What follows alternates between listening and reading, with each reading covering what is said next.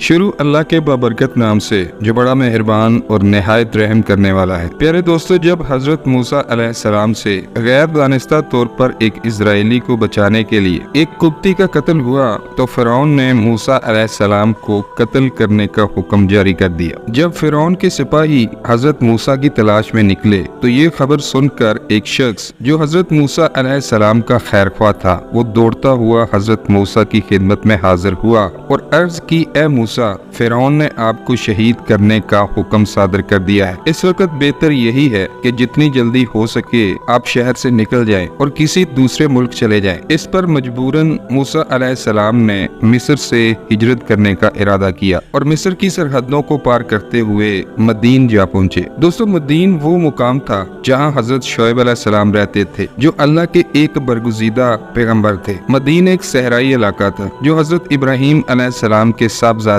مدین کی نسبت سے آباد ہوا تھا، اور یہ بستی فرعون کی سلطنت کی حدود سے بہت باہر تھی جہاں فرعون کا کوئی اثر و رسوخ نہیں تھا۔ جب موسیٰ علیہ السلام مصر سے روانہ ہوئے تو نہ تو ان کے پاس کوئی سواری تھی اور نہ کوئی ہمراہ۔ راستے میں درختوں کے پتوں اور زمین کے سبزے کے سوا خوراک کی کوئی اور چیز میسر نہ تھی۔ موسیٰ علیہ السلام کئی روز تک تنہا چلتے رہے۔ یہ راستہ وہ تھا جو نہ کبھی آپ نے دیکھا تھا اور نہ اسے طے کیا تھا۔ حضرت موسیٰ علیہ السلام مسلسل 8 روز تک یوں ہی چلتے رہے، یہاں تک کہ آپ کے پاؤں میں چھالے پڑ گئے۔ اس سخت اور مشکل سفر کے دوران اللہ نے فرشتوں کے ذریعے اپنے پیغمبر کی مدد کی اور انہیں سیدھا راستہ دکھایا۔ اس طرح موسیٰ علیہ السلام مدین پہنچے۔ مدین پہنچ کر حضرت موسیٰ شہر کے کنارے پر موجود ایک میٹھے پانی کے کنویں پر تشریف لائے جس سے وہاں کے لوگ پانی لیتے اور اپنے جانوروں کو سیراب کرتے تھے۔ وہاں آپ نے لوگوں کے ایک گروہ کو دیکھا کہ وہ اپنے جانوروں کو پانی پلا رہے تھے۔ ان لوگوں سے دور دوسری طرف 2 لڑکیاں کھڑی تھیں جنہوں نے اپنے جانوروں کو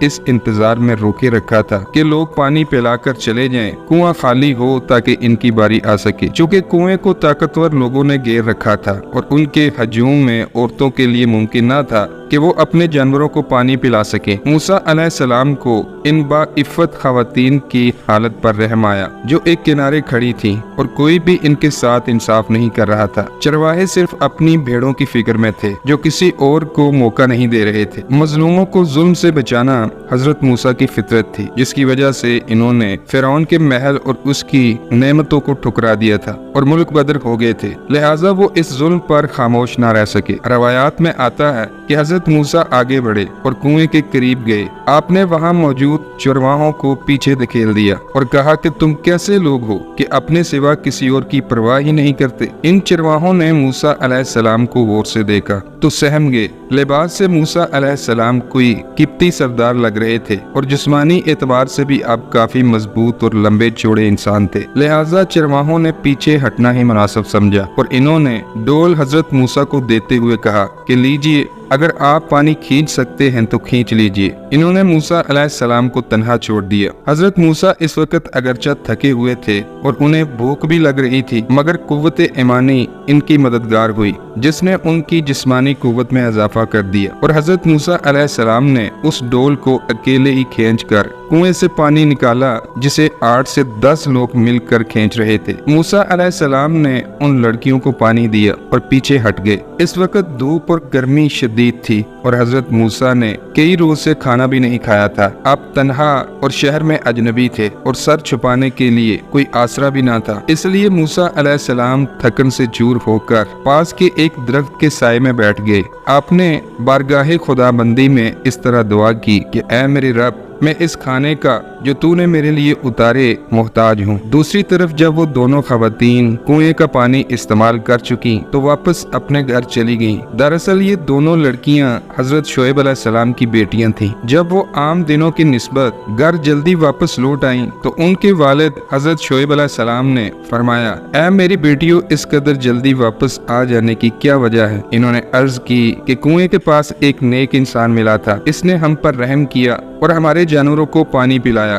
इस पर हजरत शुएब अलैहिस्सलाम ने इनसे कहा कि जाओ और उस नेक इंसान को मेरे पास लेकर आओ। चुनाचे उनमें से एक साहबजादी चेहरे को कपड़ों से ढांप कर यानी पर्दा करते हुए और शर्माते हुए हजरत मूसा अलैहिस्सलाम के पास गई और उनसे कहा कि मेरे वालिद आपको बुला रहे हैं ताकि आपको उस काम की मजदूरी दें जो आपने आज हमारे लिए किया। हजरत मूसा पहले तो उजरत लेने के लिए राजी ना हुए, लेकिन जब उन्हें पता चला कि वो शख्स अल्लाह के पैगंबर शुएब अलैहिस्सलाम हैं, तो आप उनकी जियारत और मुलाकात के इरादे से उस खातून के साथ चलने को तैयार हो गए। हजरत मूसा ने उस खातून से फरमाया कि आप मेरे पीछे रहकर रास्ता बताती चलें, और इस तरह आप हजरत शुएब के मकान तक पहुंच गए। हजरत मूसा को देखकर हजरत शुएब अलैहिस्सलाम ने इनका इस्तकबाल किया और अपनी बेटियों को खाना हाजिर करने को कहा। फिर हजरत शुएब अलैहिस्सलाम ने फरमाया कि बैठिए और हमारे साथ खाना खाइए। हजरत मूसा ने उनकी ये बात मंजूर ना की और फरमाया कि मैं अल्लाह की पनाह चाहता हूँ। हजरत शुएब ने कहा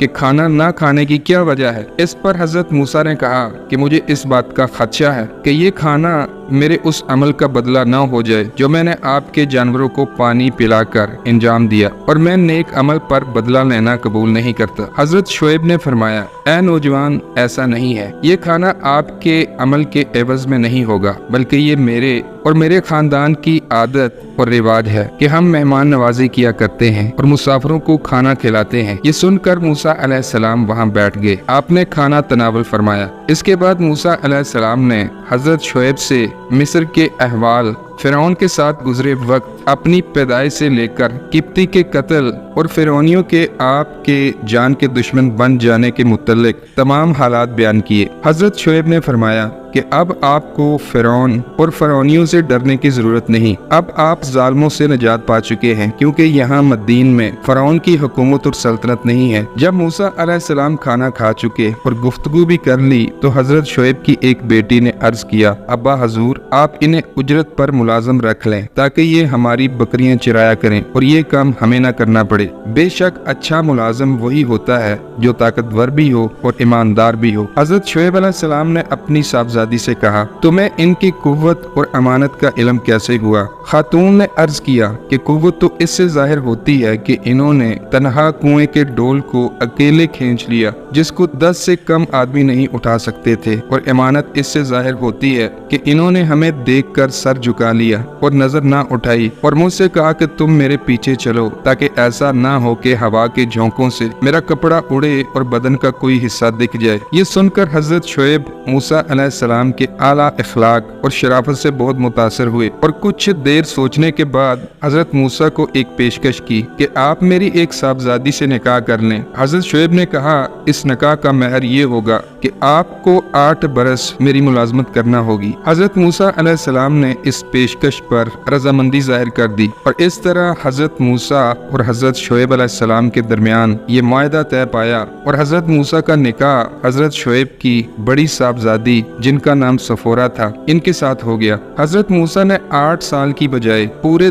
10 साल की मियाद पूरी फरमाई और हजरत शुएब की बकरियां मदीन की वादियों में चराई। मदीन में गुजरे वो 10 साल हजरत मूसा की जिंदगी के सबसे बेहतरीन और पुरसुकून साल थे। हजरत मूसा को मदीन जैसे इलाके में रहने का मौका मिला जहाँ फलों और मेवों की कसरत थी। आपको हजरत शुएब जैसा सुसर और उस्ताद मिला जिनसे आपने बहुत कुछ सीखा, और सफूरा जैसी नेक सिफत हम सफर मिली जिससे आपकी जिंदगी मुकम्मल और मजीद खूबसूरत हो गई। लेकिन हजरत मूसा अपनी तमाम जिंदगी चरवाहे बने नहीं गुजार सकते थे, बावजूद इसके कि हजरत शुएब के पास मदीन में रहना ही हजरत मूसा के लिए गनीमत था, मगर वो इसे अपना फर्ज समझते थे कि वो अपनी कौम बनी इसराइल की मदद के लिए जाए जो गुलामी की जंजीरों में गिरफ्तार है और जहालत, नादानी और बेखबरी में गर्क है। अल्लाह ने हजरत मूसा को फिरौन की तागूती हुकूमत को उलटने के मकसद से खड़ा किया था और यही एहसास इन्हें मिस्र जाने पर आमादा कर रहा था। लिहाजा 10 सालों बाद